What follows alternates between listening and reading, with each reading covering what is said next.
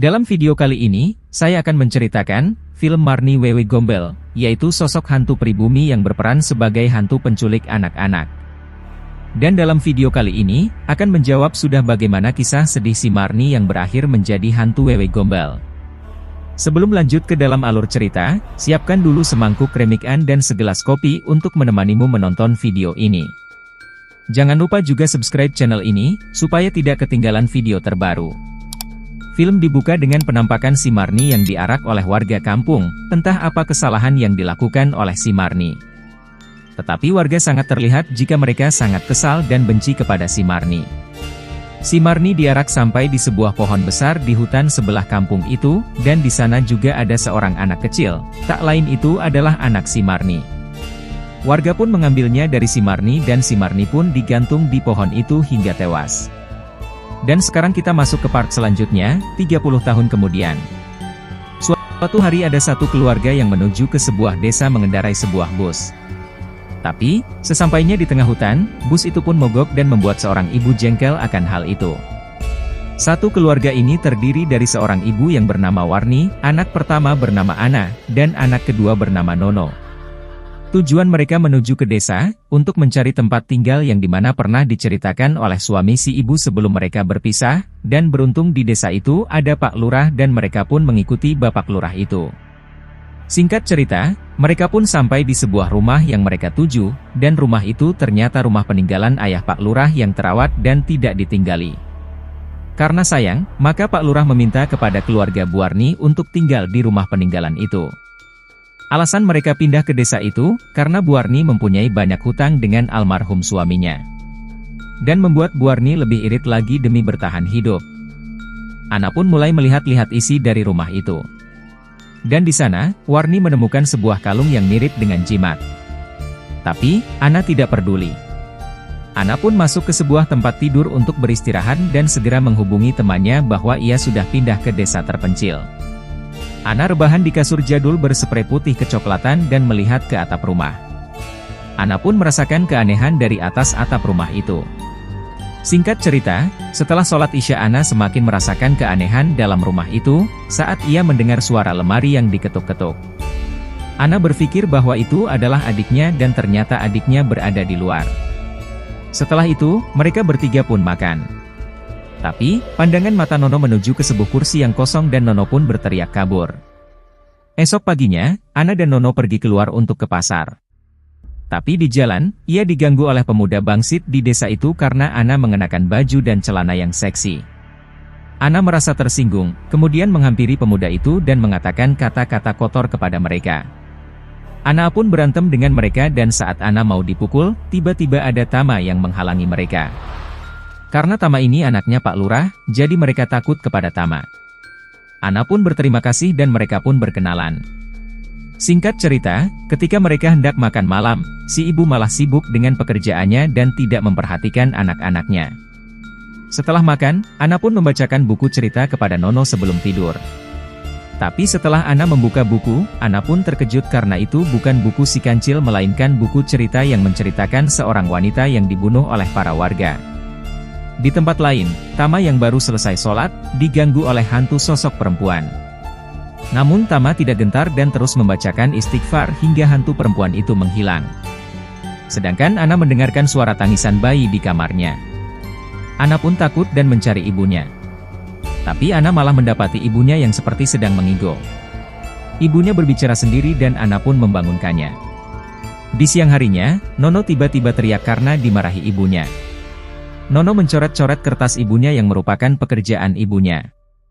Sedangkan Ana pergi keluar menuju rumah Tama. Tapi, di perjalanan tiba-tiba Ana mendengar suara memanggil namanya. Suara itu bersumber dari sebuah pohon yang tepat di depan Ana. Pas Ana hendak menyentuh pohon itu, tiba-tiba ia terkejut oleh kedatangan Irma. Irma adalah perempuan dengan gangguan jiwa. Dan karena takut juga kaget, Ana memukul Irma dengan sebatang kayu. Tapi beruntung, ada Tama dan menyuruh Irma untuk pulang. Lalu Tama membawa Ana menuju ke rumahnya. Dan Tama menceritakan kepada Ana bahwa si Irma sewaktu kecil pernah diculik oleh Wewe Gombel. Namun Ana tidak terlalu percaya akan hantu. Ana lalu diantar pulang oleh Tama dan ternyata Nono sedang dihukum oleh si ibu karena Nono telah menghapus data pekerjaan ibunya. Karena ibunya marah, Nono dihukum untuk berdiam diri di luar. Tapi Ana turut menemani Nono dan memberikan buku gambar kepada Nono supaya Nono tidak bosan. Lalu Ana dipanggil ibunya untuk mengambilkan barang. Dan setelah beberapa jam di dalam, tiba-tiba Nono hilang dari depan rumahnya. Ana kemudian mencari Nono ke berbagai tempat. Tapi, Ana tidak menemukan Nono dan malah bertemu dengan Irma. Di sini, Ana menemui si Irma sedang menangis dan tidak mengatakan apapun. Ana dan si ibu kemudian pergi ke rumah Pak Lurah untuk melapor atas hilangnya Nono. Dan Pak Lurah lalu menceritakan si Marni 30 tahun yang lalu. Marni adalah penjual jamu dan disukai banyak lelaki karena bodinya Marni yang aduhai. Marni digoda oleh 4 lelaki di desa itu. Tapi Marni mengacuhkannya hingga Marni berlari menuju ke tengah hutan. Karena si Marni memukul pria itu, Marni pun disiksa oleh mereka hingga Marni terkapar tak berdaya. Tak sampai di situ, Marni yang tak berdaya kemudian dipekuso oleh mereka dengan cara bergilir. Marni tersadar dan berteriak meminta tolong. Tapi sayang, mereka sedang berada di tengah hutan. Tidak ada satupun yang bisa menolong Marni yang malang. Marni pun ternodai dalam keadaan babak belur hingga menyebabkan mental Marni terganggu. Hingga beberapa bulan kemudian, Marni mengalami gangguan jiwa dalam keadaan hamil. Marni hidup sebatang kara hingga tiba saatnya Marni melahirkan. Dia melahirkan di pohon besar itu sendirian, dan memotong tali pusar menggunakan giginya. Setelah itu Marni menghampiri rumah seorang pria yang memperkosonya. Marni memotong kepala pria itu hingga terpisah dengan tubuhnya.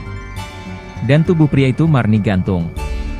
Seminggu setelah kejadian itu, Marni terlihat kembali berjalan di desa itu sambil menggendong bayinya. Hingga ada seorang ibu yang ingin mengurus bayinya Marni tapi Marni menolaknya. Karena anak dari ibu itu yang sudah memperkosa Marni dan membuat Marni menjadi gila.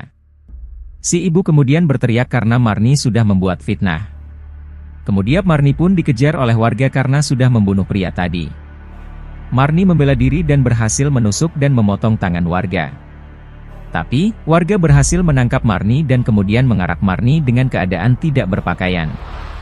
Bayi Marni hanya berumur 1 minggu setelah kejadian itu karena tubuhnya sangat lemah. Dan setelah kejadian itu, setiap anak yang ditelantarkan oleh orang tuanya akan diambil oleh Wewe Gombel.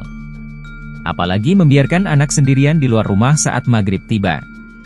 Dan pernah ada yang berhasil kembali setelah diculik oleh Marni si Wewe Gombel yaitu Irma. Tapi setiap anak yang berhasil kembali pasti akan kena gangguan jiwa setelah diculik. Dan saat ini terjadi kepada Nono.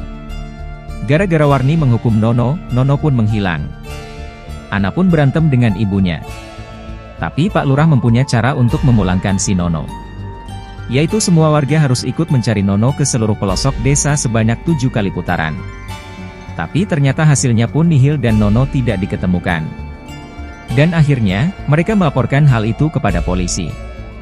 Sisanya, mereka hanya bisa pasrah dan berdoa supaya Nono cepat ditemukan. Mereka berdua terus menunggu dan menunggu kembalinya Nono ke rumah. Hari demi hari mereka menunggu dan Ana mulai kehilangan iman. Ana menjadi sangat jarang beribadah karena Ana tidak menemukan jawaban dari setiap doanya. Ana merasa hatinya sudah hampa dan tidak tahu harus bagaimana. Dia hanya ingin adiknya pulang. Lalu, Ana datang menghampiri Tama dan bertanya, apakah adikku bakalan pulang? Tapi Tama menyuruh Ana untuk menyerahkan semuanya kepada Tuhan dan terus berdoa. Ana lalu pergi ke pohon besar itu dan meminta kepada Marni untuk memulangkan Nono. Ana rela menukarkan hidupnya dengan hidupnya Nono. Ana berjanji untuk menuruti apapun yang Marni inginkan. Asal, Marni mau mengembalikan Nono. Marni lalu datang dari atas pohon dan Tama datang untuk menolong Ana tapi Anissa lalu berteriak dan pingsan. Dan di rumah, Nono pun kembali dan ibunya langsung memeluknya. Lalu keesokan harinya, Nono diruqyah oleh Tama agar Nono lebih terjaga jiwanya. Ana dan ibunya sangat bahagia saat Nono kembali pulang. Di tempat lain, Tama bertanya kepada bapaknya untuk menebang pohon besar itu. Tapi ternyata, sejak dulu warga sudah berusaha menebang pohon itu, tapi selalu gagal. Sore harinya, Ana pergi ke pasar untuk membeli bahan-bahan jamu. Tapi setelah pulang, Ana membentak ibunya sendiri. Dan kini kita sadar kalau Ana sudah dirasuki oleh Marni. Di malam hari, ibu merasakan kejanggalan. Tapi, si ibu membiarkan saja dan menganggap hal biasa. Di siang harinya, si Marni yang sudah merasuki Ana, memancing emosi Warni dengan menceritakan semua kekurangan keluarganya. Di jalan, Irma menyadari bahwa yang ada di dalam tubuh Ana adalah si Marni. Berpindah ke seorang lelaki yang sedang berjalan untuk menemui Ana. Karena busnya mogok, lelaki bernama Poppy pun turun dan ngojek yang akhirnya bertemu dengan Ana. Poppy ini adalah seorang laki-laki yang memiliki kemampuan mata batin. Dan Poppy memberitahu bahwa ada banyak makhluk halus di rumah Ana. Dan ada satu sosok yang sangat berbahaya, yaitu Marni si Wewe Gombel. Singkat cerita, ketika si Poppy hendak tidur, Poppy pun diganggu oleh sesosok halus. Dan beruntung, seorang kakek penjaga menolongnya. Siangnya, Poppy memberitahu jika Ana nampak seperti bukan Ana. Dan Ana juga merasa jika terkadang jiwanya tidak berada dalam badan si Ana. Itu semua terjadi setelah Nono kembali ke rumah. Di saat malam hari saat mereka makan malam, Poppy bertanya kepada Ana, yang mana jawabannya hanya Ana yang tahu. Dan semua jawaban yang dijawab oleh Ana pada saat itu, semuanya salah. Ana pun pergi ke dapur, sedangkan ibunya pergi menemui Tama dan bapaknya yang sedang bertamu ke rumah mereka. Dan di dapur, Poppy mengatakan untuk meninggalkan tubuh Ana. Marni pun kesal kepada Poppy, dan mereka bertengkar pada saat itu juga. Marni mencoba menusuk Poppy dengan pisau namun Poppy berhasil menahannya. Dan datang Tama juga Pak Lurah. Tama mencoba menenangkan Marni tapi ilmu Marni sangat tinggi dan mereka pun berkelahi. Marni keluar dari tubuh si Ana, Tama masih berkelahi dengan si Marni. Tama sangat kesusahan untuk melawan si Marni. Namun Tama berhasil memotong kakinya Marni dan menusuk lehernya Marni. Tama berhasil mengalahkan si Marni setelah Poppy menempelkan keris saktinya. Ana lalu diikat untuk berjaga-jaga jika Marni kembali merasuki tubuh si Ana. Dan benar saja, Marni masuk lagi ke tubuh Ana dan berhasil menggigit Tama. Marni kembali memprovokasi semua orang yang ada di sana dengan fakta-fakta yang menyakiti hati mereka. Hingga akhirnya Marni pun kembali terbebas. Telinga Tama kembali digigit dan Tama pun tepar. Dan beruntungnya ada Irma. Dan Irma berhasil mengusir Marni dari tubuhnya Anissa dengan menjatuhkan diri mereka dari jendela rumah. Namun Marni kembali menjadi tubuh aslinya dan berhasil mengambil Nono dari Warni. Warni memohon-mohon untuk tidak mengambil Nono darinya karena Warni sangat sayang kepada Nono. Dia sama seperti Marni yang tidak mau kehilangan anaknya.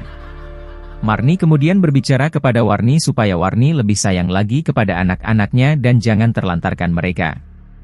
Marni pun memeluk Warni dan Marni pun menusuk perut Warni. Dan Warni pun mati dalam keadaan tubuh berlubang. Dan Marni berhasil mengambil Nono dan Nono terlihat rela diambil oleh Marni. Ana sempat melihat adiknya digendong oleh Marni. Nono satu-satunya harapan si Ana, diambil begitu saja oleh makhluk yang hina.